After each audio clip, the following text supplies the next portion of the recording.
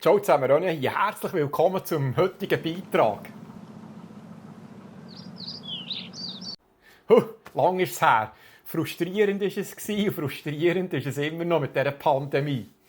Ich ranke bis heute, weil ich mir nicht sicher bin, ob ich meine persönliche Meinung äußern soll oder ob ich aufs Maul hocken soll.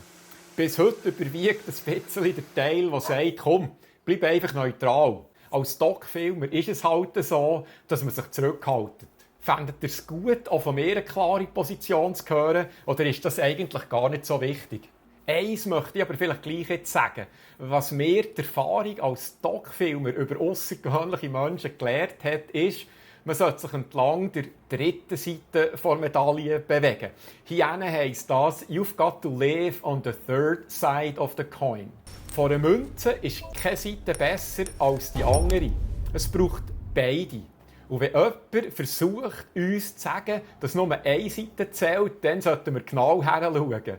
Nur wer beide Seiten sieht und versteht, kann die richtigen Entscheidungen treffen. Ein paar von euch haben mir geschrieben, ob ich nicht einen Bericht über Corona und Lockdown aus den USA machen will. Und ich gebe zu, genau das wollte ich auch. Aber ich habe lange nach einer geeigneten Geschichte gesucht. Ich hätte gerne gezeigt, was sich Kleinunternehmer alles einfallen lassen, um während dem Arbeitsverbot über Wasser zu bleiben. Aber alle, die ich angefragt habe, haben aus Angst vor dem Staat nicht mitmachen.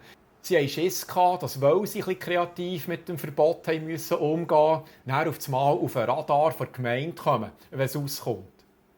Und Angst als Treiber von einer Geschichte ist einfach nichts für mich.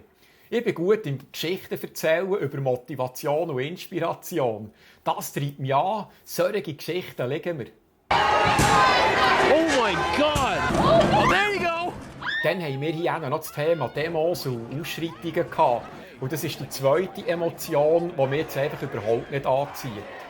Leid oder Zerstörung, das tut es bei mir einfach zu. Das regt mich dann viel zu geil auf.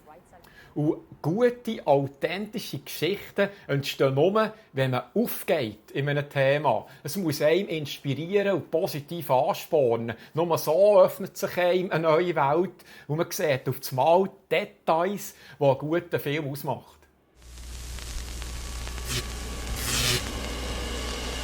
Grundsätzlich kann man sagen, haben die vergangenen 4 Monate zu einem typischen René-Moment geführt. Sich wieder neu zu erfinden, wenn die Kacke am Dampfen ist.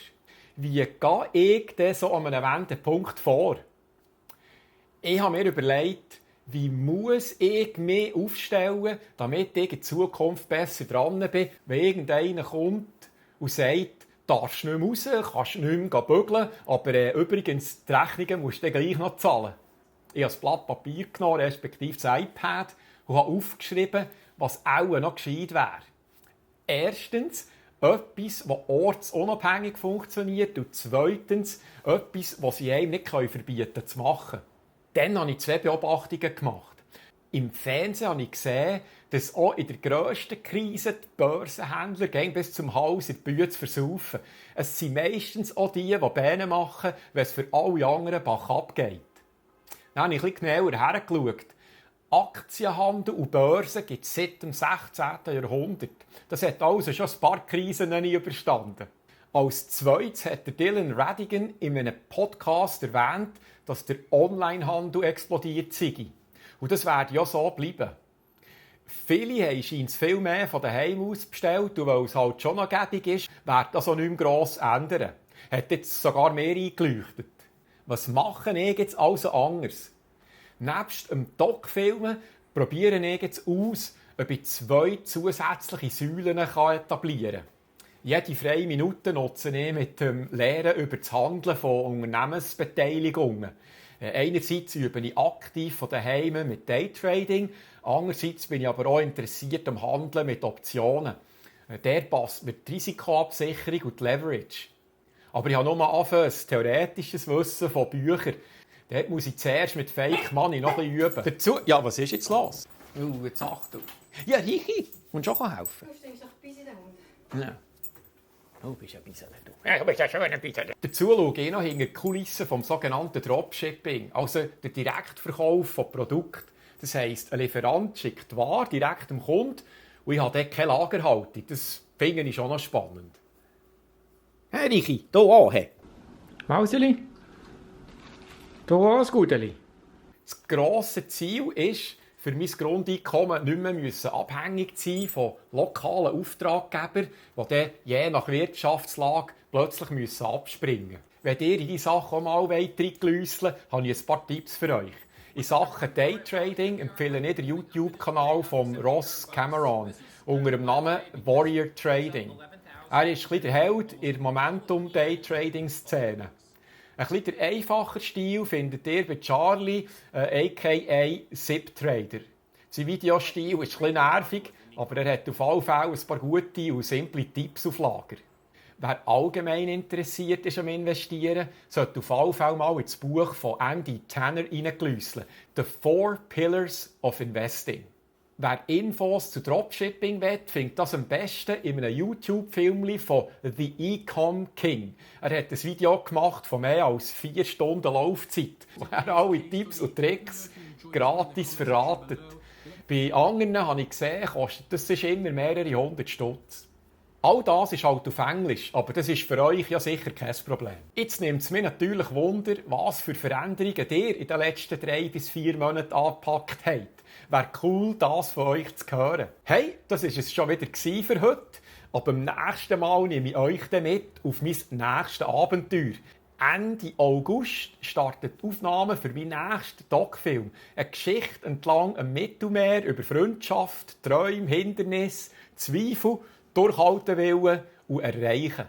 Ich zeige euch, wie ich mich vorbereite und was es alles für Material braucht dazu.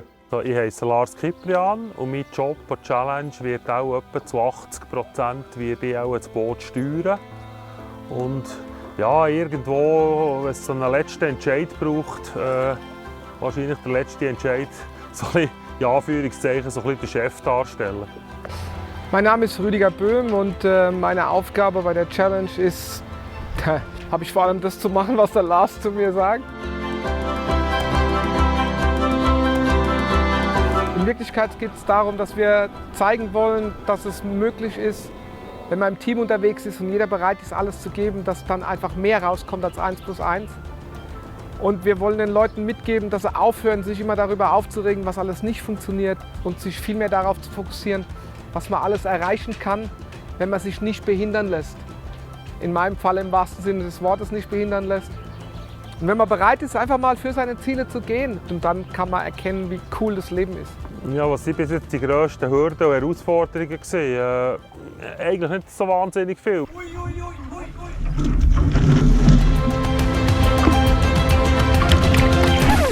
Ich freue mich, euch dann wieder zu sehen. Bis gleich. Danke fürs Zuschauen.